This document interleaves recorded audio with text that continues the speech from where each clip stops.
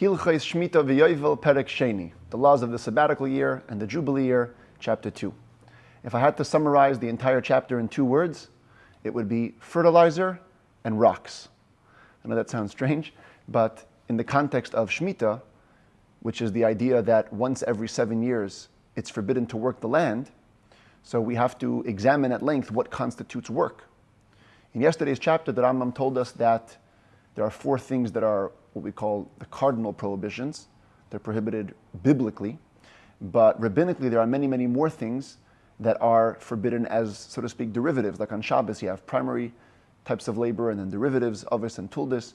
On Shmittah, you also have similar concepts, biblically prohibited acts and rabbinically prohibited acts. And today, we're going to be focused on 2 of those rabbinically prohibited acts, which are fertilizing a field and removing rocks from a field, both of which enhance growth. When you fertilize, of course, you're literally making the soil fertile for growth. When you remove rocks, there's an element of plowing that takes place. That's how the commentaries explain it, and the Talmud Yerushalmi explains it, that removing stones, removing rocks from a field can be seen as an act of plowing, getting the ground ready to plant. And we're going to be discussing the parameters of these 2 prohibitions as they relate to Shmittah. So we begin with fertilizer. The first thing to know about fertilizer of the ancient times is that it wasn't so much as we know it today.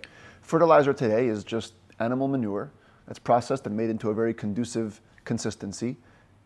Spread it around your land, spread it around your field, and boom, it helps your things grow. In times of old, fertilizer, while it was also consisted of animal dung, but it seems that people used to use much more natural resources for their fertilizer. Whatever stuff accumulated in their backyard, whether it was animal dung, kitchen garbage, refuse, waste of all types, would kind of accumulate. Today we have sanitation departments, so all our trash just goes to the garbage. But in those days, you had to do something with your own garbage. You had to dispose of your own garbage by yourself. And a way that people used to dispose of it was by turning it into fertilizer. And so essentially you had these piles of refuse in people's backyards that when they accumulated to enough and they rotted and they fermented to the proper consistency, they would take them out to their fields, which are right behind their houses, or nearby the city, and use it to plant their fields. Understanding that, fertilizer is basically a health hazard. If left in the backyard, your pile of fermenting garbage is really bad for people. And so normally what farmers would do is they would take these piles as they accumulated to a large enough size and bring them to the field, store them in these piles in the field, and as they needed, they would take from these piles and fertilize different parts of their field. The question is, can you do this on Shmittah? Is it considered work in the field? And the bottom line of it is going to be that if you create such a pile, which is clearly not for planting, but simply for storage, then it's okay. That's the governing principle. So the Rambam says, Halacha Aleph, Lo yoitzi adam zvalim mechatzeiroi, v'yiten b'seich sadeu b'shvius. You shouldn't take the garbage piles from your courtyard and just put it into your field on Shmittah, without regard or without concern for how you're going about it. Because it seems like you're fertilizing your field, it should be nice for planting. But if you took it out and you made a huge pile out of it, a heap, so now you're showing clearly that it's not for planting, it's just for storage, mutter, it's permitted. Nevertheless,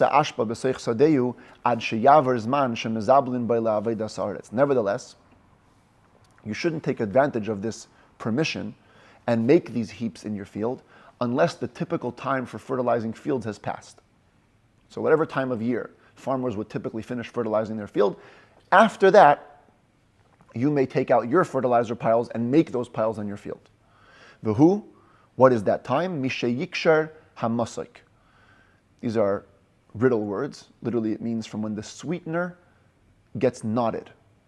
What does it mean when the sweetener gets knotted? Different commentaries in the Mishnah already. One says it means the ground. Masik refers to the ground because the ground is what sweetens the plants, makes them ready for growth. And at a certain point in the year, the ground begins to become more knotty and dry.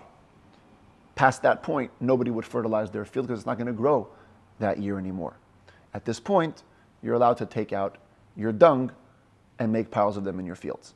Others actually interpret the word masoik as referring to the fertilizer itself. When the fertilizer gets kind of knotty and will clearly not be able to feed the field in the proper way, then you know that you can take out your stuff to the field. The point is, two things need to be considered. Number one, the way you make the pile, and number two, the time in the year when you're planning to make the pile. Both conditions have to be met. It has to be a big pile, not a small one, not spread out, and it has to be done after the farmers typically will stop taking out their fertilizer. Now, what constitutes a big pile? Says the Rambam, "V'layasa ashpa pchusa mimeya v'chamishim se'ah shel zevel." A heap, in order to be permitted heap, it has to be no less than 150 se'ah of waste. So it should be clear that it's a heap. Just for comparison's sake, a mikveh needs to have minimum of 40 se'ah. 40 se'ah is the size of water that a human being can fit inside.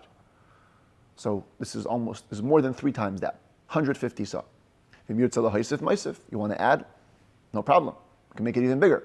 But that's the minimum size. What if you had already a small pile before the Shmittah year began? You already had a small pile of fertilizer out in your field for storage.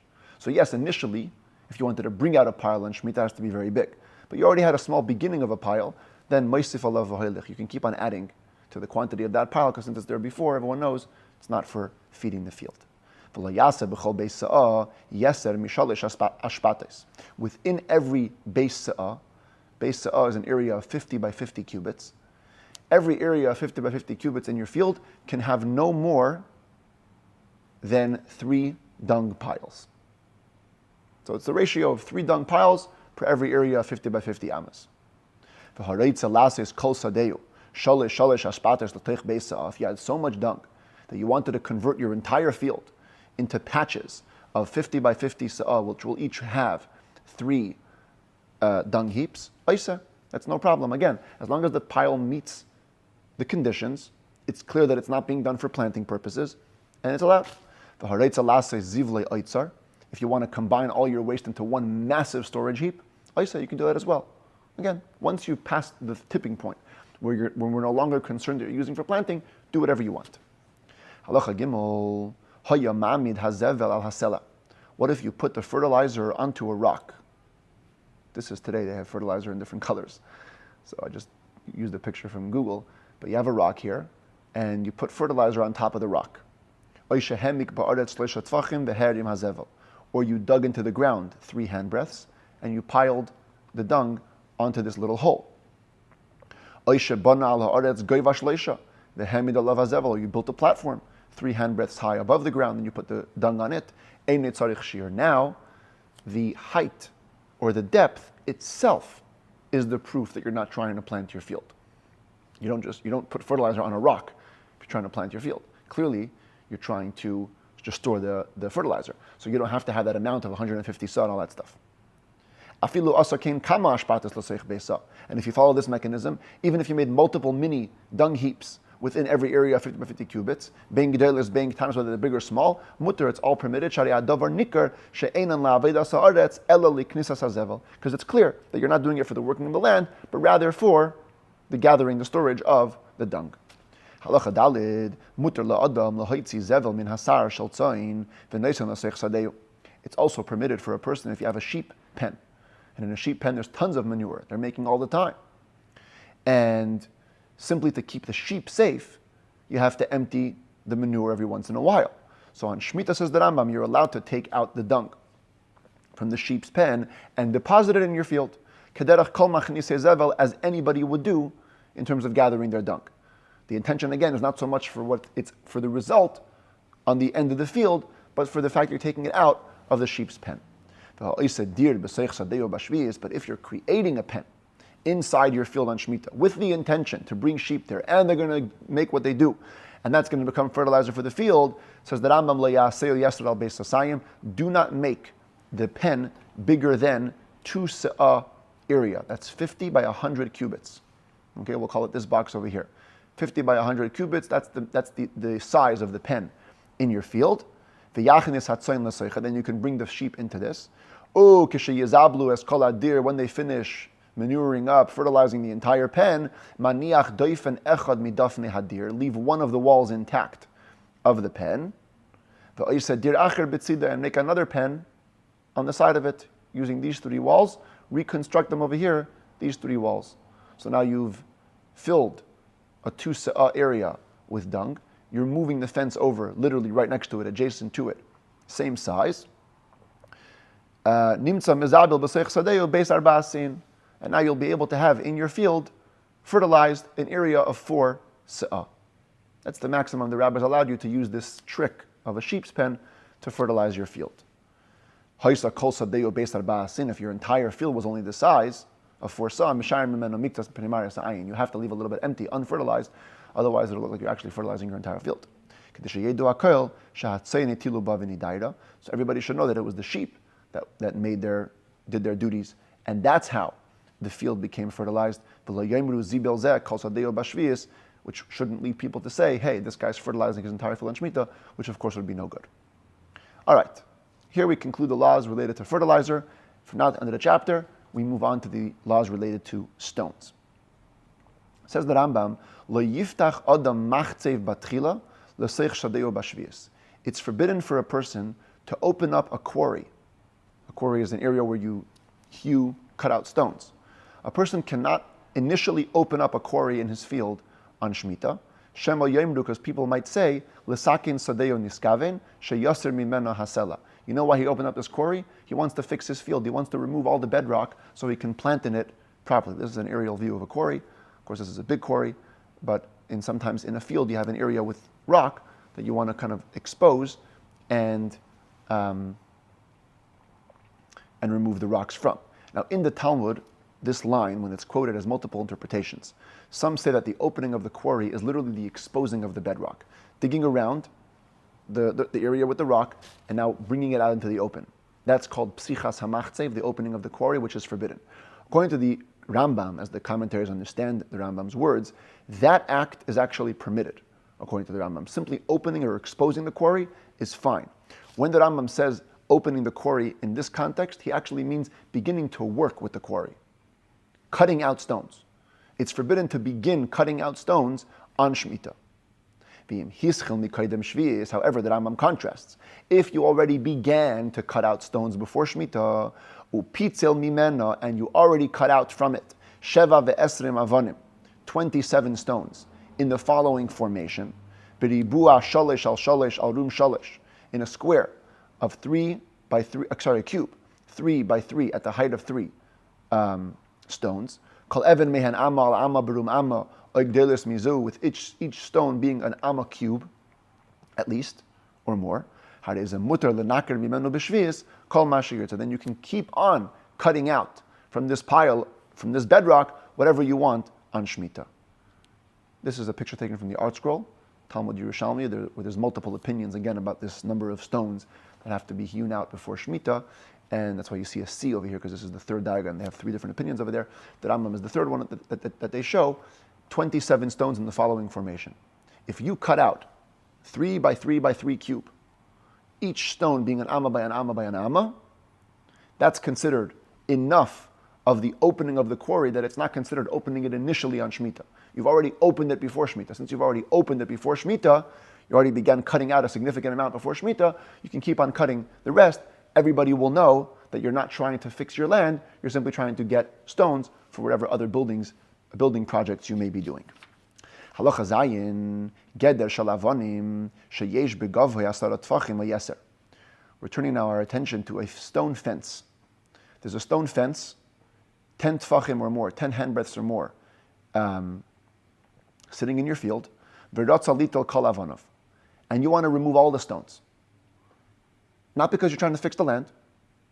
You simply have another building that you want to use the stones for. The problem is that removing the stones could appear like plowing, as I mentioned in the beginning of the chapter, and appear like you're fixing this field for planting. So we're going to have a number of questions that have to be answered in order to determine what you can do with these stones. First, the Rambam begins with the following condition. Im hayu by eser avonim o yeser.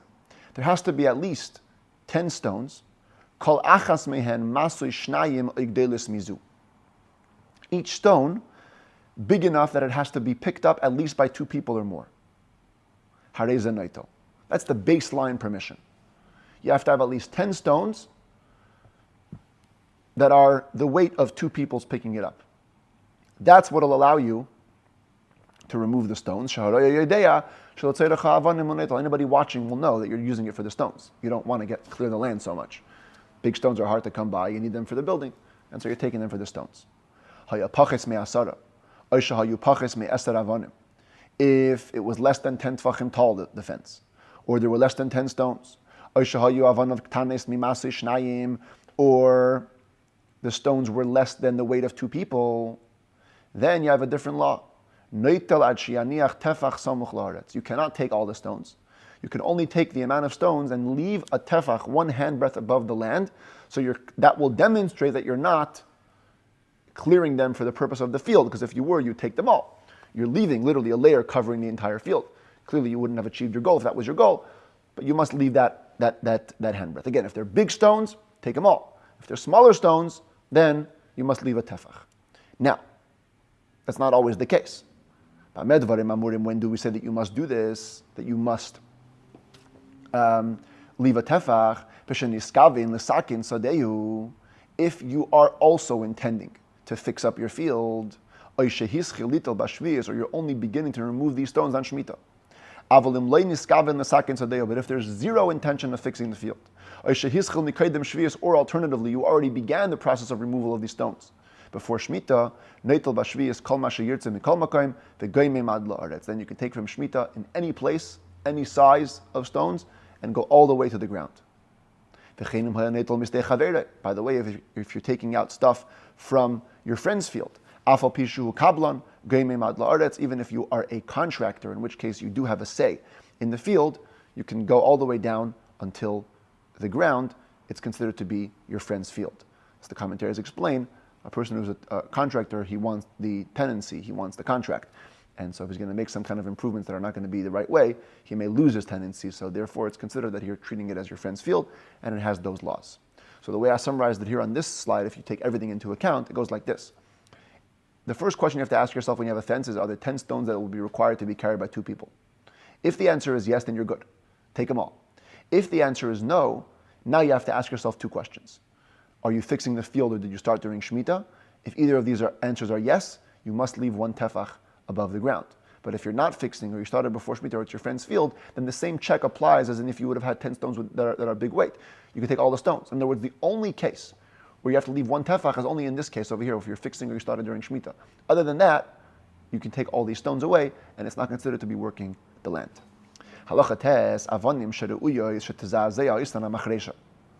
Stones that are small enough that when the land will be plowed, they will be moved, they'll be shifted.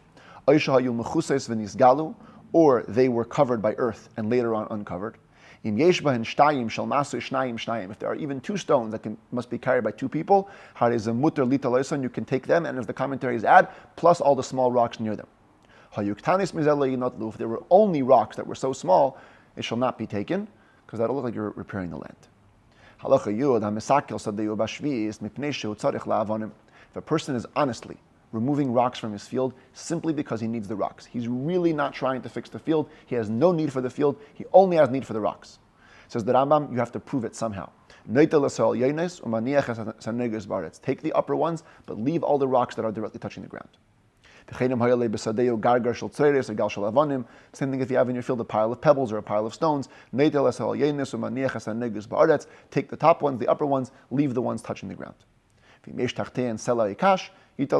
you have under them bedrock or straw, hey, take all the rocks. Because again, by leaving some kind of bottom layer that's unplantable, you're showing that your intention with removing the rocks had nothing to do with planting.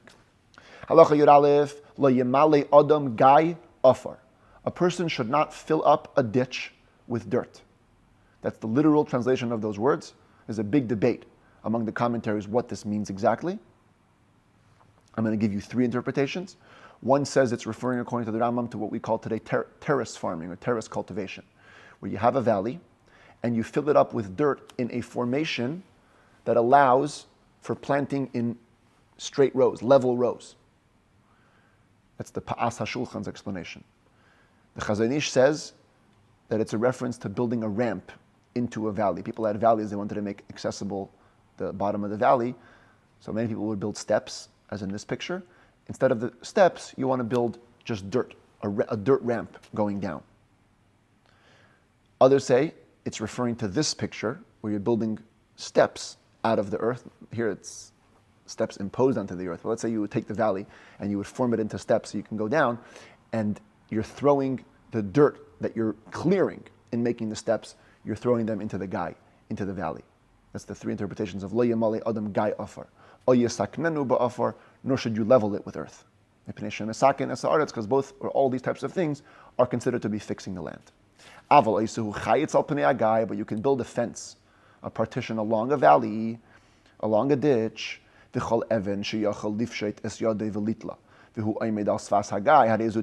in addition, any stone which you could reach by hand when standing on the surface of the ditch, you can take it away. It's certainly not considered preparing the land for sowing, for planting.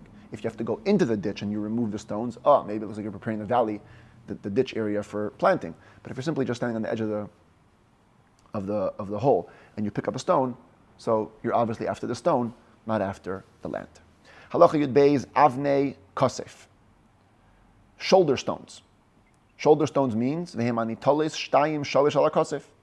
Stones that you take two or three on your shoulder at a time. Mutar lahavian mikol makayim bein misdei chaveirei bein misadeu. They're allowed to be transported from any place, your own field or your friends. V'chein hakablan mevi mikol makayim.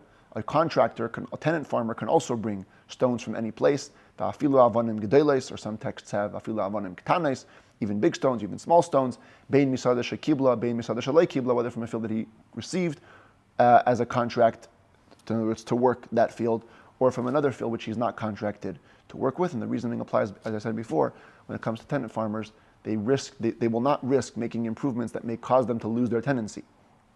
And therefore, when you see a contractor moving stones, you know he's moving stones for the stones, not for working the land. Halacha Yud Gimel, Pirza shehi suga be'afar, a breach which is filled with dirt. Now, I tried my best to make a picture of this. I could not come up with something satisfactory, so you'll have to just use your imagination for this. Today, we're familiar with stone walls, kind of like in this formation, where we build stones on top of stones, and what holds the stones together is mortar that goes in between. You see this on brick walls as well, same thing. In times of old, it seems like from the commentaries, the walls were built a little bit differently. There was 2 layers of stones on the side.